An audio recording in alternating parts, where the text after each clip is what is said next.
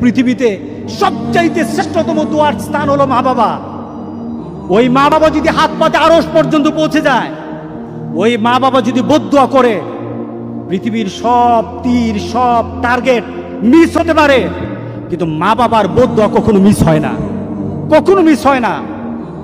আর সন্তান মা বাবার জন্য যখন দোয়া করে, পৃথিবীর কোনো হুজুর, পৃথিবীর কোনো বুজুর্গ ব্যক্তির দোয়া কবুলের ব্যাপারে সন্দেহ থাকতে পারে, কিন্তু সন্তান যখন মা বাবার জন্য দোয়া করে, এই দোয়া আল্লাহ ফেলে দেয় না।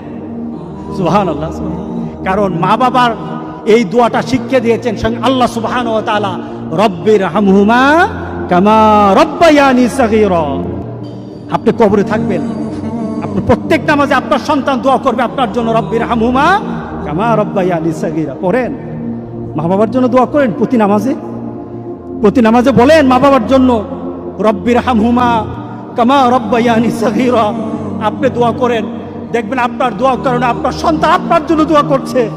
আপনাকে আল্লাহ যেন এমন সুযোগ করে দেয়, এমন কুলাঙ্গার সন্তান যেন আমাদের সন্তানগুলো আল্লাহ না বানায়। সবাই বলেন আল্লাহুম্মা আমিন।